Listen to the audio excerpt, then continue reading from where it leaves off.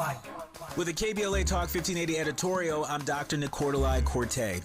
Less than 24 hours before a planned California governor's debate, USC and KABC Television Channel 7 pulled the plug after a week of growing outrage that not a single candidate of color had been invited to participate. USC says it was just math, polling numbers, fundraising totals, nothing personal.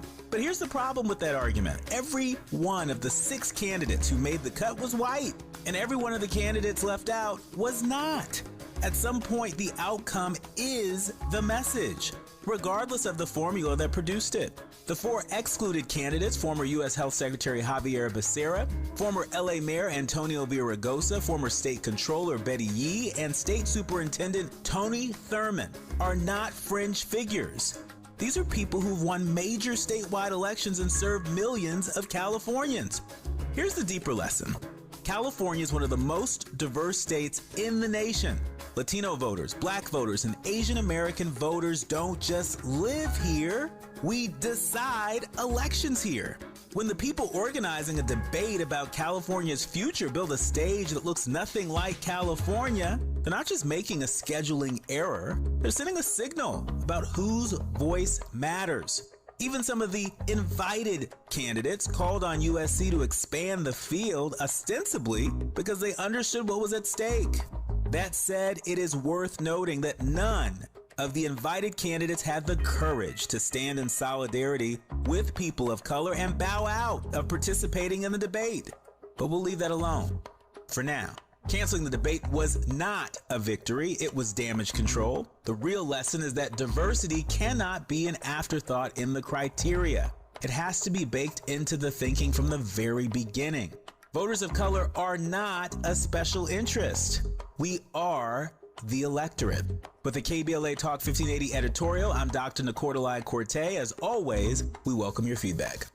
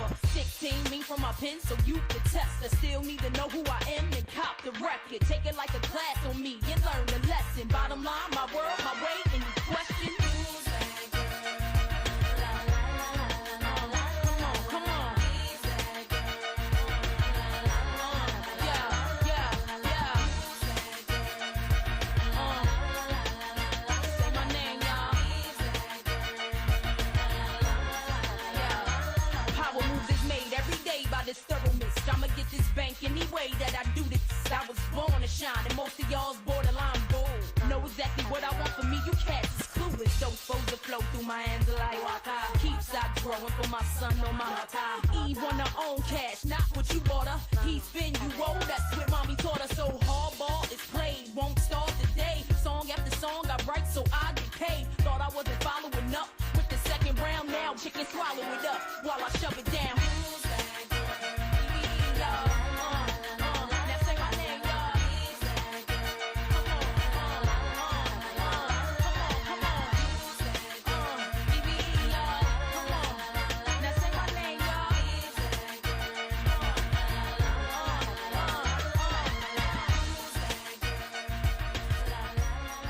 Welcome, welcome, and thank you for joining.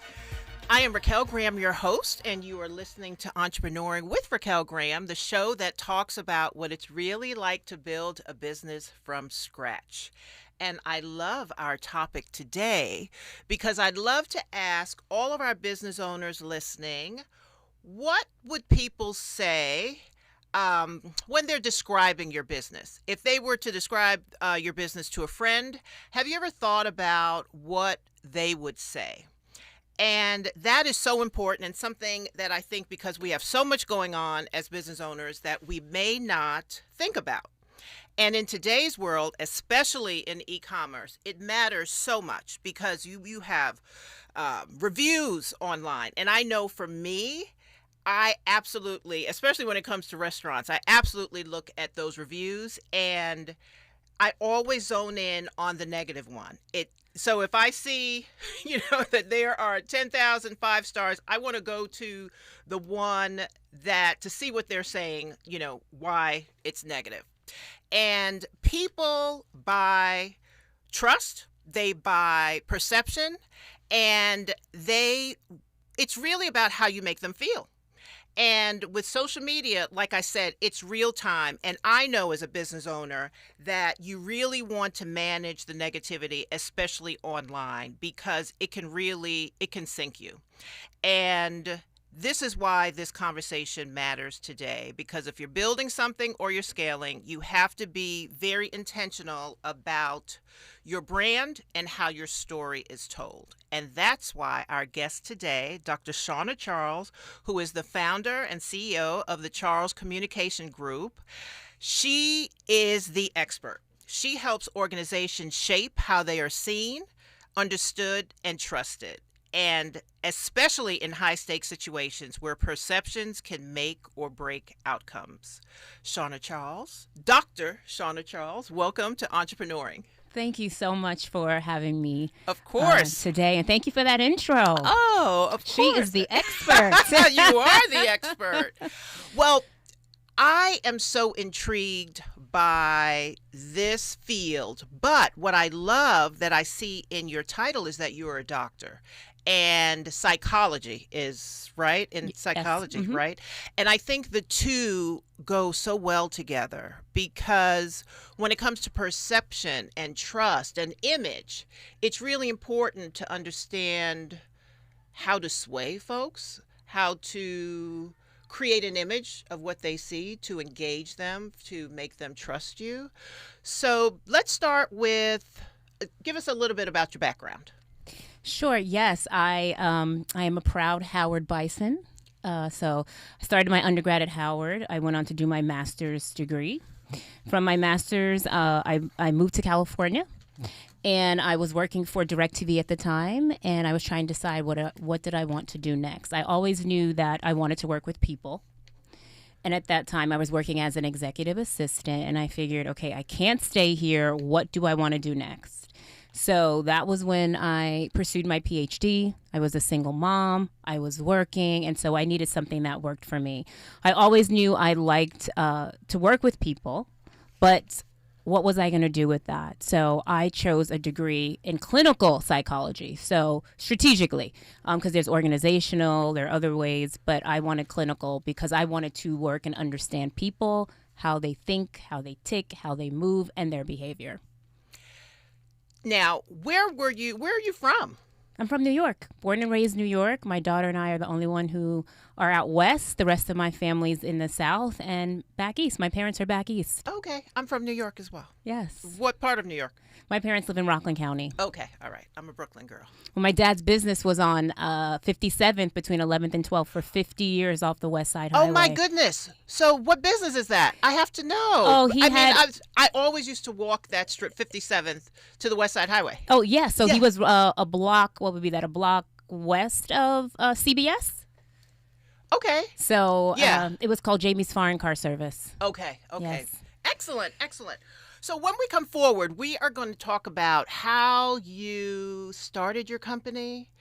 We just learned why you did, right? Yes. But I'm really curious. That journey about how it all begins is so critical to the audience. You're listening to Entrepreneuring with Raquel Graham, and this is KBLA Talk 1580. Turn it up. The women are running things. It's a total takeover. All day, all night. Right here on KBLA Talk 1580. All the women who independent, throw your hands up at me. This March, we're turning up the volume on the women who changed everything. KBLA Talk 1580 is proud to celebrate Women's History Month, honoring the trailblazers, truth tellers, and game changers who shaped our world, our culture, and our community. From the freedom fighters to the firsts, from the boardroom to the front lines, from the unsung to the unforgettable. All month long, we're celebrating the stories, the voices, and the conversations that remind us that women, Black women, have always led the way. Don't miss a moment. This is our moment. This is our story. Stay tuned to KBLA Talk 1580, Los Angeles' home for the conversations that matter. I'm your girl, you're my girl, we your girls. Won't you know that we love you?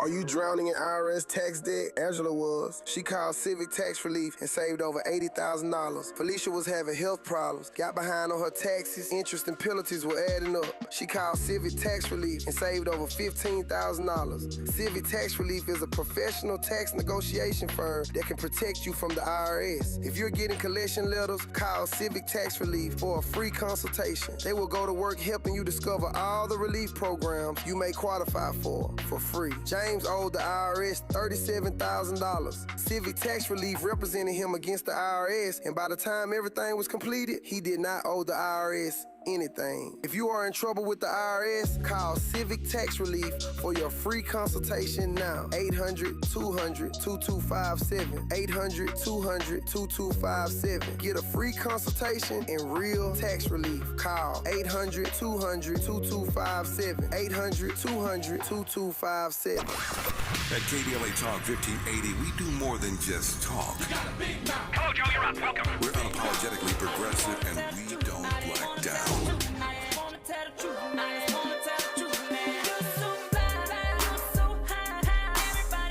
You are listening to Entrepreneuring with Raquel Graham, and we are speaking with Dr. Shawna Charles from the Charles Communication Group. So let's tell the audience what it is that you do and explain communications for us. Okay, so I run a strategic communication firm. That means that we message and we talk to our audience and we assess the messaging strategically and intentionally. And there are different pillars that sit in the work that we do. So people often say, are you a PR firm? Right. Right? Right. And the answer is PR is part of the work that we do because a communication strategy has multiple layers and things that you do. But PR is a big piece of it because that brings the media, that brings the visibility that people are looking for. And so what are the other layers of it? So it's PR. Right. It's messaging development. Okay. It's identifying audiences. It's coming up with the plan. It's deciding what channels you're going to use for that visibility. I mean, there is just so much right now. Right. And that also depends on the client's budget. I was just about to say. Right. And the client. And the client. Right. And it also depends on the call to action that they're trying to get, right? There's not, people when they think of call to actions, they always think of hard call to actions, right? Sometimes in the messaging, there are subliminal call to actions, but they're asking you to do something, whether it's think about it or actually take an action and do something. Right. Now, you also, what's different about your firm, as you mentioned, when people think of PR, I think people often think about celebrities or maybe even brands. But what is your focus in your company? Advocacy. We do a lot of advocacy work. We work with organizations, and we really build around like special interests that people need to know about or want to know about. So I work with a lot of electeds. I work with lawyers. We do some civil rights cases.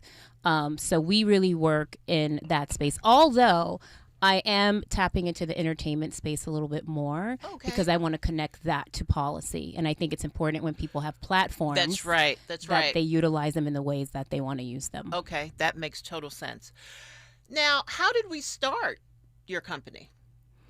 So, I mean, and we can go back to, because I'm going to assume there were steps before we got to Charles Communication Group. Oh, gosh, yes. Well, like I said, the journey is so important, and I love when entrepreneurs share their story, how you can look back and see how so much of your background shaped where you are, even if you didn't really realize this is where you were headed. It all either, and what I mean by that is either you were very entrepreneurial growing up, or just having those kind of traits. So how did we get to Charles Communication Group? Well, my dad was an entrepreneur. He was an immigrant from Jamaica. He came here to the U.S. and he made a very good life for my family and I. My mom is from North Carolina, rural North Carolina. She grew up with the father as a farmer. And so for growing up for me, my mom was a stay-home mom. And I won't tell y'all what year that was, but that wasn't normal, especially for black folks, okay? Right. And my dad was the breadwinner. And then when I got ready to go to college, my mom went back to school in her 40s, and she became an RN because she said she's about the empty nest. So she was a nurse for a few years prior to her giving up her career before having children. So I think entrepreneurship has just always been in my blood. My uncles are entrepreneurs. Right.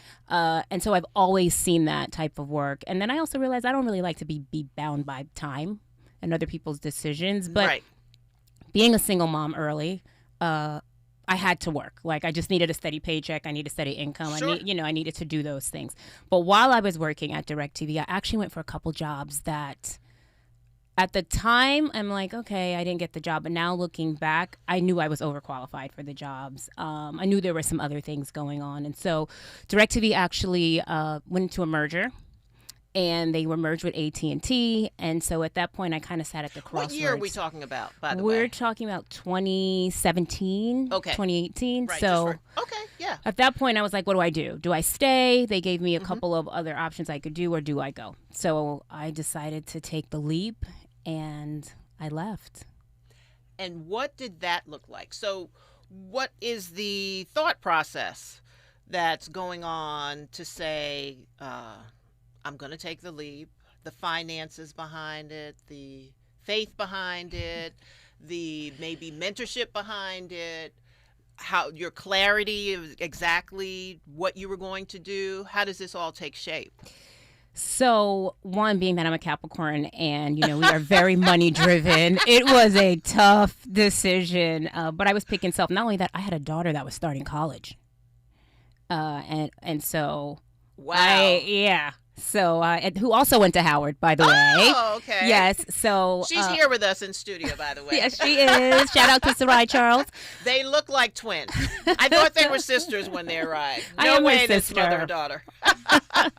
So for me, it was a couple things. I saved some money.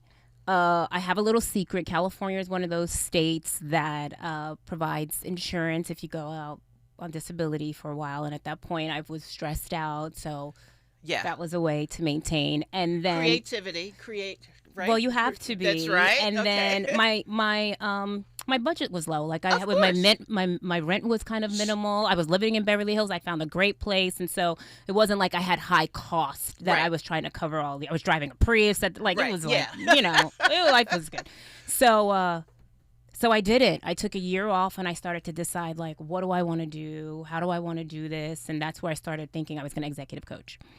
And I had taken some classes. I have some coaching certificates. And then I had finished my PhD by then. And so I was like, how do I tie this all together? And that's when I decided I was going to start the Information Exchange Group, which was a PR firm. right? Because it was about exchanging information. And I started just networking and telling people that that was what I wanted to do. And then, people just started to trust me. Like, I didn't have a work product. I was just kind of making up what I wanted to do. And then they start referring people to me. Right. And I started to get little small jobs. So my first job was actually Councilman Juwan Hilton. Okay. It was during the George Floyd. Oh. And he called me and he said, Shawna, I know you want to do this PR thing. He said, I don't have a lot of money. I got $500. If you want to do it, you can do it. And so I was like, absolutely. Yes. So that is how. I do find California, well, I'm from New York, Brooklyn, and I moved here from Chicago, and I have found, I've only been here for 3 years, and I find LA, at least, to be very welcoming, and I too have experienced people being very generous in offers or giving me a shot. Hence this radio show, really. So I can relate in that way. So how did that first gig go? It went great. I think it was 17 marches, and we still pulled out some really great media at the time. So, but Juwan also provided support for me. Like, he gave me past KW toolists who kind of knew what to do, and they showed me the ropes of like sending it out to media. They reread my press release for me. I mean, I knew I could always write, but when you're writing that, I also had a girlfriend that was in the entertainment PR space. Okay. That also helped me by just looking over my work and things like that. So I was nervous, but I did it. Now, I always believe that in entrepreneurship, and actually in many things, there's timing, there's luck, which means that you need to be prepared at the right time. And having, which did you say that was? Did you say Rodney King? No, it was Councilman Juwan Hilton. No. What was happening at the time? The riot? Oh, it was George Floyd. George Floyd. Sorry. Now, the timing of that couldn't have been better because it was just so high profile as well. You know what I mean? So that definitely helps with momentum and exposure. So that in a very weird way is a blessing to have had something so high profile to begin with. And then so from there, where do we go? From there, again, I'm out networking, and I meet a bunch of attorneys, and I'm selling what I do, and I get a phone call one day that says, hey, we have a little something going on. Would you be interested in working with us? And so I said, absolutely. They don't know it, but I didn't know what I was doing. Wait a minute, is that not entrepreneurship? Absolutely. Right? A true entrepreneur, you figure it out as you go along. And I did that. I still work with them to this day, and they have continued to help me build my business. I'm going to be honest with you. I have done no form of advertising or marketing. So you're word of mouth. It's all been word of mouth and through experience. So that speaks to an incredible, not just work ethic in how you hustled to get your clients, but also the quality of your work to build something that is word of mouth. So that's a congrats to you. Thank you. And comms is hard because it's so subjective, right? And so I think a lot of it is just really also how I communicate. It's not just me telling my clients how to communicate, but it's also communication is a very big part of also the service that I provide. It is the main service that I provide. So that's important to me and important to our team that we also keep that open lines of communication. To date, what would you say has been the hardest part of your journey to date? I think it's how fast communication is moving and how fast it's changing, the way people are consuming information. You now have AI in this space. I definitely want to talk about that. So we're going to circle back to that, but keep going with your... I really just think it's how fast communication is. Language, support. There were ways that you could get money before that, the government now you cannot, consume, and there are different grants and contracts that were available to you before that aren't available. Explain that to me a little bit. Well, there's a lot of work that you could do in the DEI space and the reparations Oh, space I and things see. like that. So that changes your finances. Of I mean, course. it does. For all of us. You're looking at the new DBE requirements. What's right? that? That's your diverse business requirements. So now it's changed. As I believe as of October last year, you go get your DBE certifications, your MBE certifications. Exactly. Those things have changed, and who can qualify for them have now also changed. So, every part of the business has been impacted, but I think the number one thing is that you stay focused. You keep asking for the business. I ask for the business more than ever now. I tell my friend, I tell my clients, listen, I'm trying to grow my business. So if you know of anyone or if you know any events I should be at, please let me know. Right. And I told one client that she just listed out events. I want you at this. And I was like, oh, thank you. So I think a lot of it is also don't get fed. No, and just being confident, even if you know that you're not 100% in what you do, but being confident because you can figure it out or somebody that can help you. Now, when we come forward, we still have 2 minutes, but what is your favorite part of what it is that you do? I giggle because when I say it, it's going to be like, what? Yeah, okay. I really want to know now. Naturally, I'm probably what people describe as a little bossy. Yeah. And so I really like to see my clients take on the work, the messaging we've come up with, and I like to see it move and the responses to it moving. That is just so fulfilling to me because it's like you've thought out this thing and it's working. Right. It's working. And so evidence of that would be, give me a quick example. Response to the work, a response to the call to action, whatever that is. Or if they want the PR, getting them and pitching them to be on and seeing them on TV, materialize, seeing them on the radio, seeing them in the newspaper. Right. Yes. Right. Putting them on billboards. I had one client, I put some billboards up for her, and her parents saw them, and she's like, "You can't believe it! Right, like my mom and my dad saw my billboards." I love that. I love that. When we come forward, more with Dr. Shawna Charles from the Charles Communication Group. I'm Raquel Graham, and you're listening to Entrepreneuring.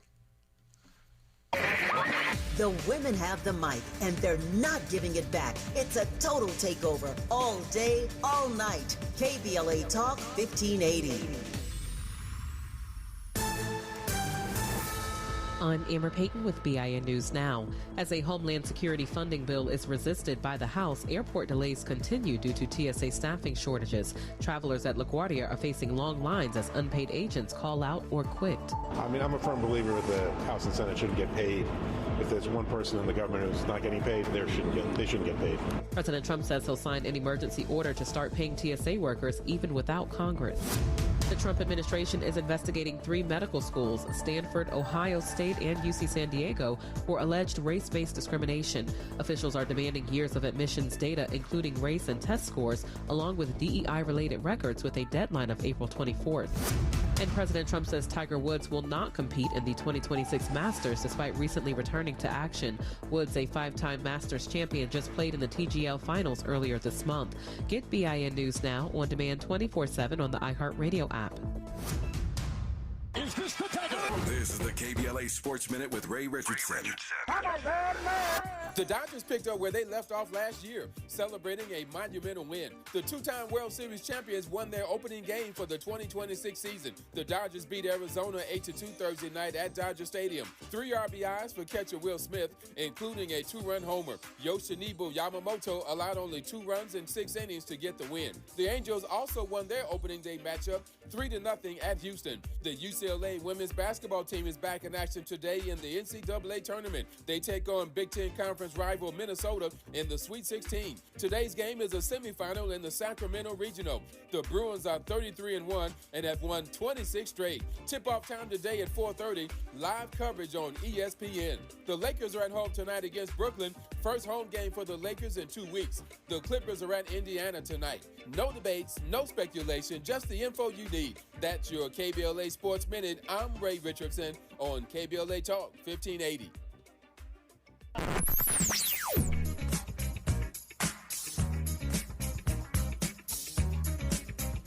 This is KBLA Talk 1580. Talk Radio. That's music to your ears. We're unapologetically progressive. KBLA Talk 1580. Texting happy birthday is lazy, and sorry for your loss deserves more than a card from aisle 7. Say it right with Nappy Expressions greeting cards filled with faith, humor, and heart. Visit nappyexpressions.com. That's nappyexpressions.com. Nappy Expressions is proud to sponsor the Women's History Month Total Takeover, Friday, March 27th, amplifying the voices of women all day, all night, only on KBLA Talk 1580.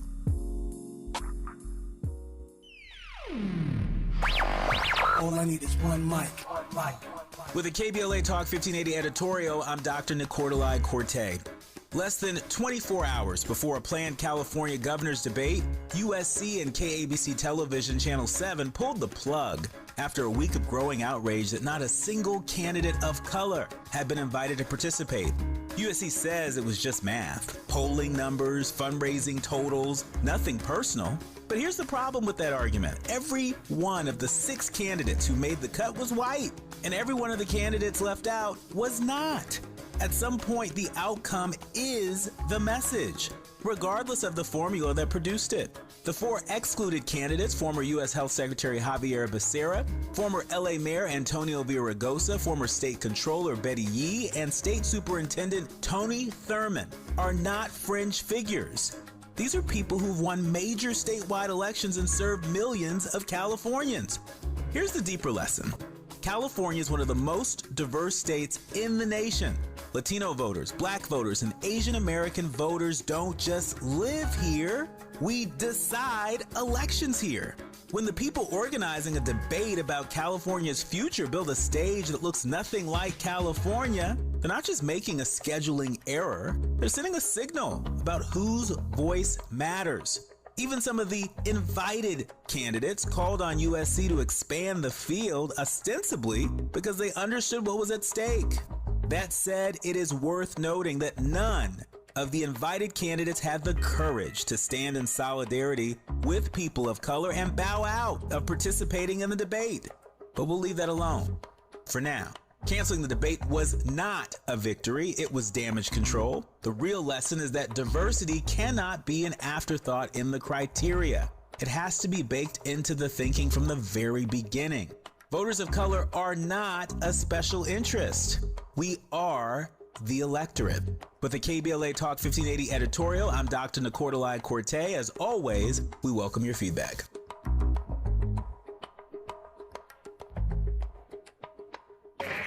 We knew you'd stick around. This is LA's home for progressive talk radio. Welcome back to KBLA Talk 1580.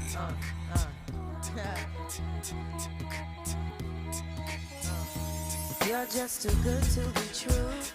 Can't take my eyes off of you. You be like heaven to touch. I wanna hold you so much. At long last, love has arrived, and I thank God I'm alive. You're just too good to be true. Can't take my eyes off of you. Caught in the way that I stare. There's nothing else to compare. The sight of you leaves me weak. There are no words left to speak. But if you feel like I feel, please let me know that it's real. You're just too good to be true. Can't take my eyes off of you.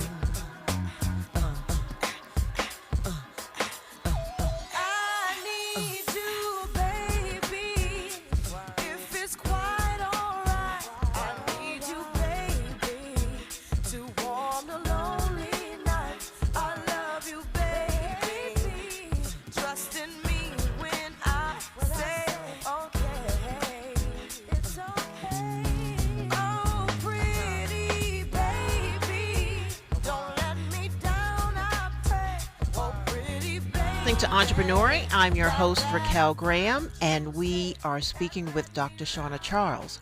So when we just, before break, we hit on AI, my favorite topic. I want to know your thoughts on it, how you see it impacting communication, PR, all of it, and just your overall thoughts. Well, in all transparency, I struggled with it for a while being a communications company. But what I realized is that it is the future, and either I got on board and realized how I could leverage it, or I got left behind. And that came from a conversation with a colleague of mine that is doing very well in the creative space. And I remember I called him up and I said, hey, I'm struggling with this. I feel like I'm a fake or a fraud doing this work. And he said, Shawna, get comfortable with it. And if you're not comfortable right now, start using it as a thought partner. And that's kind of what, what I did. And just what it does for you, just to help you think and move, and the speed at which you can do things.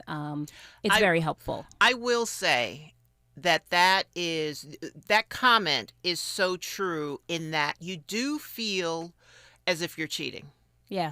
Because the speed and the level and the high level of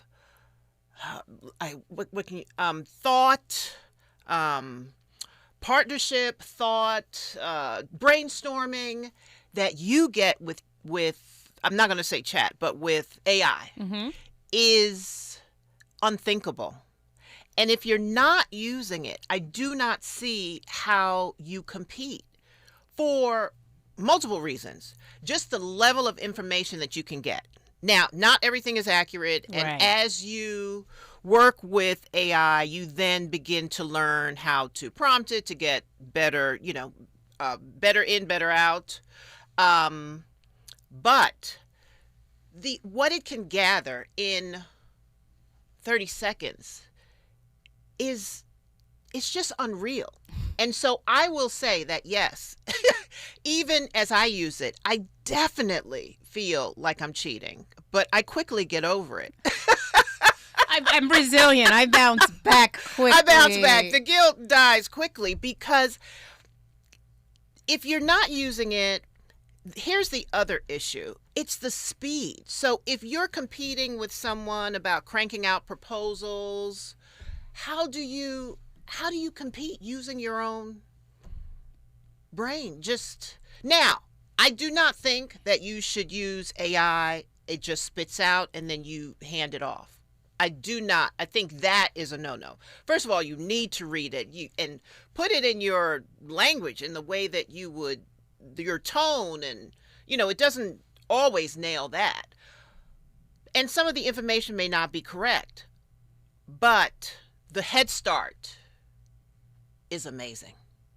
And it's only getting better and it's better. And there's more better. systems out there to use. And so I do think people have to find some level of comfort, and they can use it at that level in which they are comfortable, and how they use it, right? So you don't just have to use it to tell you about comms. You can use it, like you said, you could use it for accounting. Anything. You could use it to help you understand how you build up an infrastructure and what are the steps in which I do those things. So really it's on the individual and how they want to use it. Now in the comm space, I noticed that people are getting very comfortable using it. It's never going to be as good as a human, though. And that's what I want you to understand. And yes, you can use it as a thought leader. Yes, you can use it with your comms company to say, this is the direction I think I want to go. This is what I'm thinking about. But I don't think it's ever going to have that human touch. And when you're talking about comms, you are talking about emotions. You are talking about awareness. You are talking about people's experiences.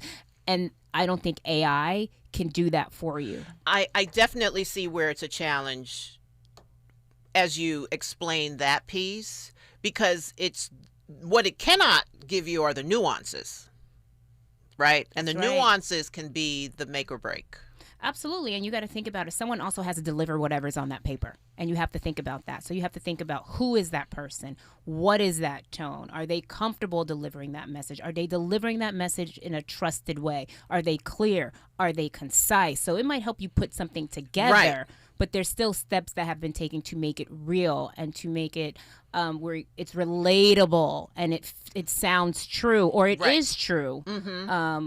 So that's kind of where it can, it can get a little sticky. And even in proposals, it messes stuff up too. So you have to be careful. I mean, you do have to proofread it, right? No, you do. I mean, you can't just put it in and then send it off. But I'll give you an example. I went to something, and I did a little searching, right? Yeah. And I just did a little research. And in AI? Or? Yeah, Yeah, in okay. AI. Yeah.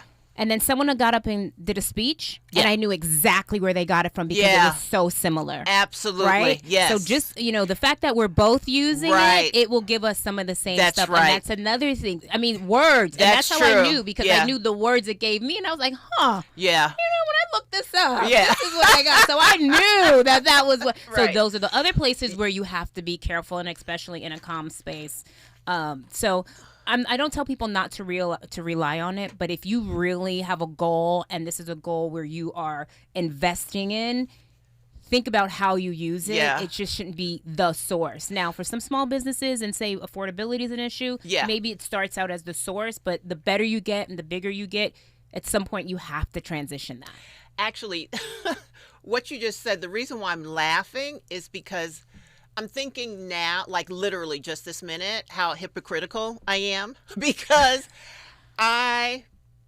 raising my hand, I use it to death.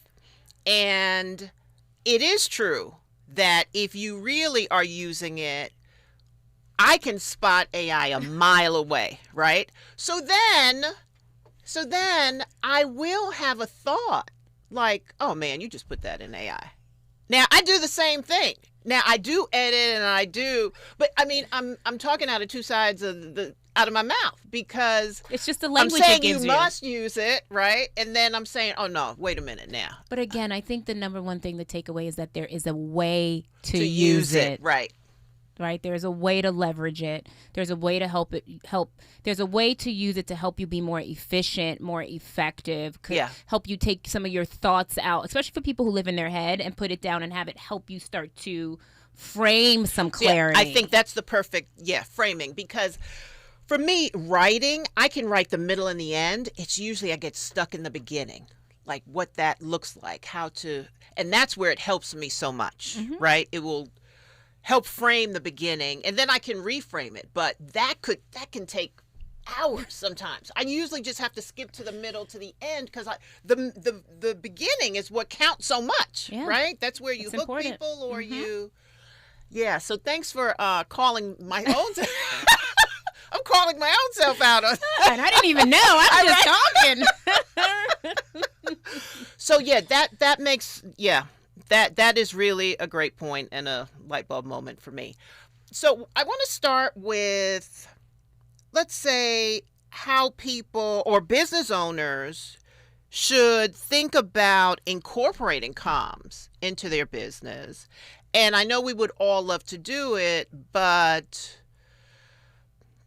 budget is often an issue. And I'm a marketing strategist by trade, and I know that marketing is always the first thing to get cut, whereas that is not always the best decision depending on what is happening with your company. But when we come forward, we're going to answer that question. You're listening to Entrepreneuring, and I'm your host, Raquel Graham, and this is KBLA Talk 1580. One station, one day, all women. It's a total takeover on KBLA Talk 1580. All day, all night. Let's get it on. What if your rooftop could earn you money every year? With LADWP's Solar Rooftops program, you can get solar panels installed and maintained on your home at no cost and earn up to $900 a year. That's up to $18,000 over 20 years. There are no upfront costs, no credit checks, and no annual fees. Plus, you'll help power Los Angeles with clean local solar energy and reduce reliance on fossil fuels. Make your rooftop work for you. Apply today at ladwp.com/solarrooftops. For over 40 years, Black women physicians have shown up for you in clinics, classrooms, and communities. The Association of Black Women Physicians is dedicated to your health, your family, your future. We are more than a membership. We are a movement. Visit blackwomenphysicians.org. The Association of Black Women's Physicians is proud to sponsor the Women's History Month Total Takeover, Friday, March 27th, amplifying the voices of women all day, all night, only on KBLA Talk 1580. Final weekend, March 27th through the 29th. Don't miss Poetry for the People, the June Jordan Experience at the Fountain Theater. Experience the powerful life and words of legendary poet June Jordan on stage. Get tickets now at fountaintheater.com. The Fountain Theater is proud to sponsor the Women's History Month Total Takeover, Friday, March 27th, amplifying the voices of women all day, all night, only on KBLA Talk 1580. Heading out of town this spring? Metro makes getting to LAX easier than ever.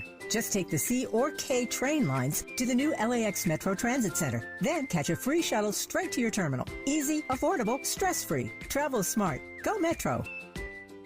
Hey there, Los Angeles. This is James Lucky Jr., publisher and editor of Los Angeles News Observer. Are you hungry for news that matters to you in the African-American communities of Los Angeles? Well, buckle up, because we got the scoop you've been craving. Stay in the know and never miss a beat with our free weekly publications conveniently available near you. Or hop on the digital wave and become an exclusive subscriber at OGNSC.com. Don't forget to join the party on Instagram and Twitter at OGNSCINC for behind-the-scenes access and sizzling updates. No more FOMO. Let's stay informed, connected, and empowered together.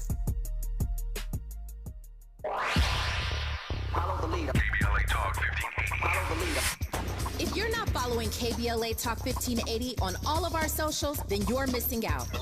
Download our app and find us on Facebook, Twitter, Instagram, YouTube, and on the web at KBLA 1580. That's right. Again, you can find all of our socials at KBLA 1580. We've got a lot to talk about. By the way, if you miss any of our weekday shows in real time, you can always catch up by checking out the podcast of your favorite shows at your leisure. At KBLA Talk 1580, we've got your black. Follow the leader. Oh my God. Follow the leader. Follow the leader. Follow the leader. Follow the leader. Follow the leader.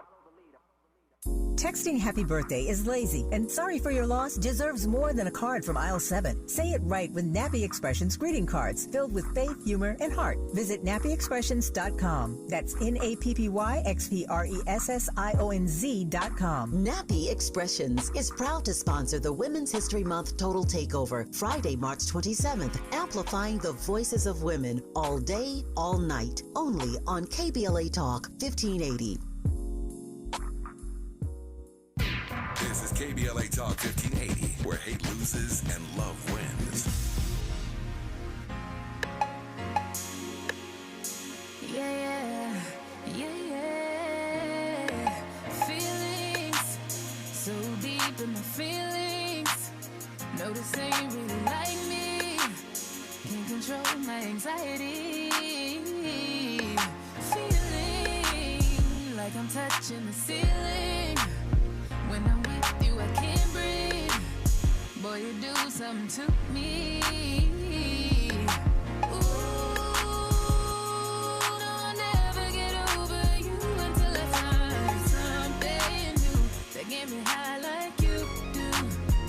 Yeah. Ooh, no, I'll never get over you until I find something new that get me high like you do. Listen to my heart go bada, boot up, beady-da-do, boot up, and my heart go bada, boot up, beady-da-do. You are listening to Entrepreneuring, and this is Raquel Graham, and we are speaking with Dr. Shawna Charles. Okay, this is our last segment. So I want to talk about how comms, and like I said, from my experience, marketing, when there are budget constraints, that is often the first thing to get cut, which, depending on your situation, may not be the best decision. Thoughts on that? I agree. It really depends on the type of business, but we do a lot of advocacy work, so it's a little bit different for us in that space because people are always advocating for something.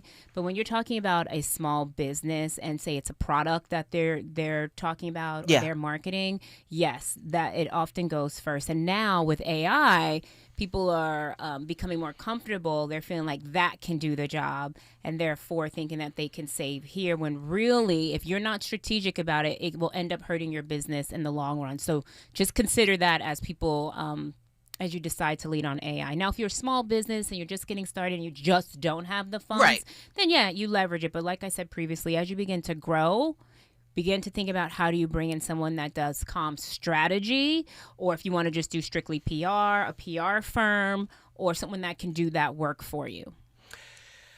Now, when we talk about PR, let's deal with probably one of the biggest stories since last year, Target and Costco. So let's talk about Costco. That just seemed to get it every step right to this point. And what I'm talking about is during the Target boycott was started because Target was very intentional, and I think they just did everything in a very ungracious way in terms of embracing the eliminating DEI in the worst way, in very offensive ways, and they've continued to pay for it. But Costco, they took advantage of it, and they actually, and to be fair, I think that it was really, they were just being genuine, and the board opted and voted unanimously not to drop DEI, and as a result, Black folks flocked to Costco. So let's talk about their strategy and how just everything that they did. Costco did do it right. They saw an opportunity. They took the timing. They leveraged the timing. I believe they also leveraged their core value. So they were strong in that as a CEO and as a leadership team. And they were willing to take that risk for their consumers. Not only were they willing to talk about it, they did it. That's the difference. They leveraged their action. But Costco also offers stuff. Oh, well, food that's, kind of a necessity. Right. But so does Target. Yeah. So they have those small things, but there was just something about the tone in which Target did it, the timing. I was just about to say. The timing in which in which Costco did it.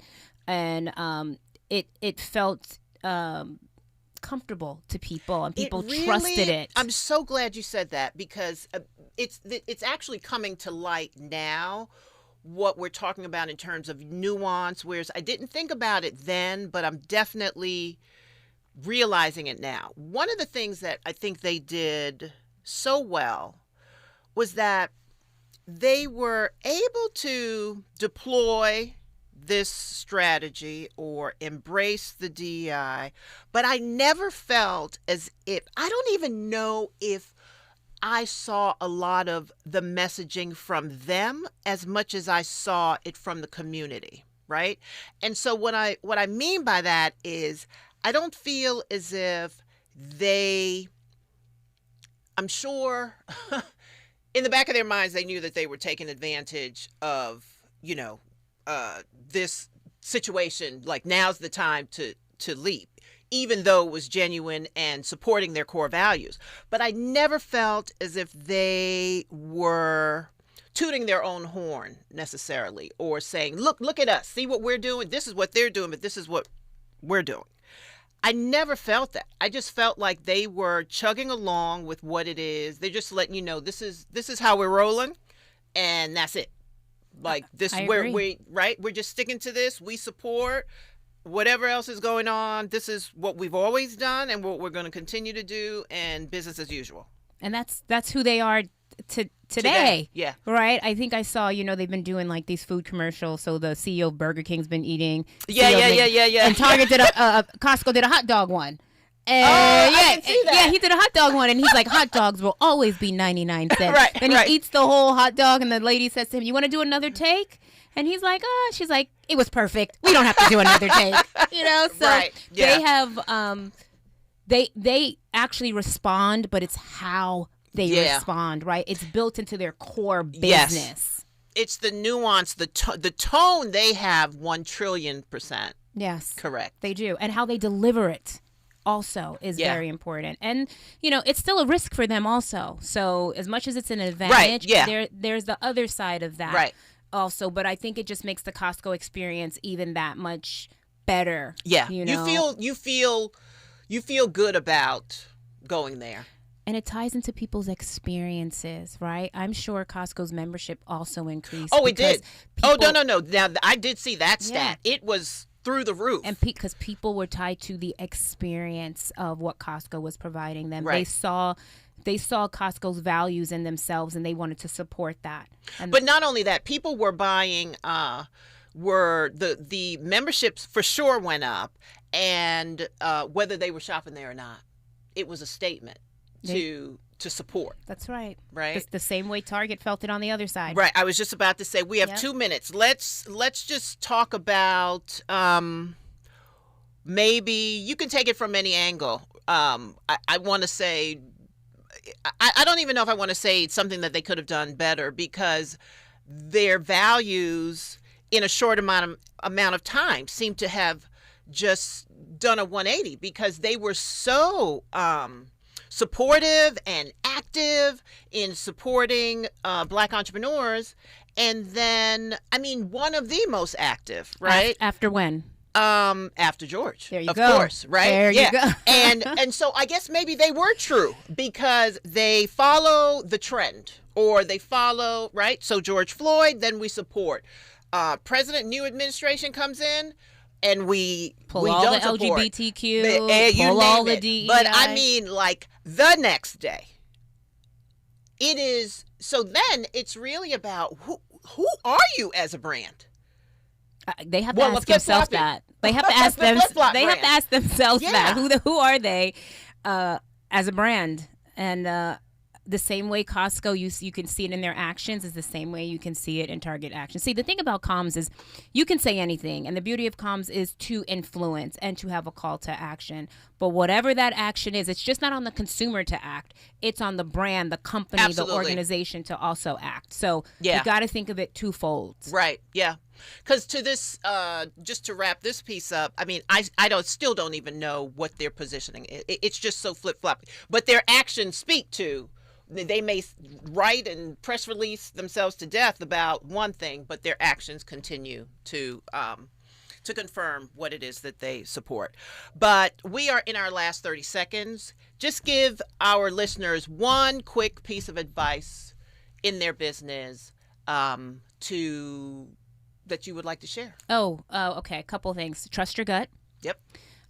Work through your comms. Do not be afraid to pivot. Just because you say it today, if you know your core values, you can pivot strategically and ask for help and get out there and network and test your messaging. Test it with your friends, test it with your family, see if they understand it, because we know in our head what we're trying to say and it doesn't always translate that way. So those are some tips that I would absolutely give, and to make sure you pay attention to comms. Thank you, Dr. Shawna Charles. This is Raquel Graham, and you are listening to Entrepreneuring. Thank you so much.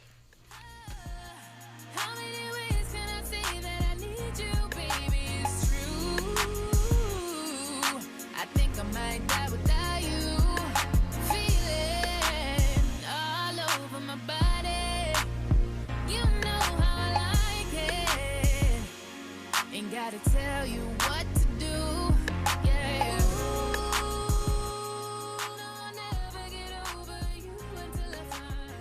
KBLA 1580 Santa Monica. I'm Amber Payton with BIN News Now. As a Homeland Security funding bill is resisted by the House, airport delays continue due to TSA staffing shortages. Travelers at LaGuardia are facing long lines as unpaid agents call out or quit. I mean, I'm a firm believer the House and Senate shouldn't get paid. If there's one person in the government who's not getting paid, they shouldn't get paid. President Trump says he'll sign an emergency order to start paying TSA workers even without Congress. The Trump administration is investigating 3 medical schools, Stanford, Ohio State, and UC San Diego, for alleged race-based discrimination. Officials are demanding years of admissions data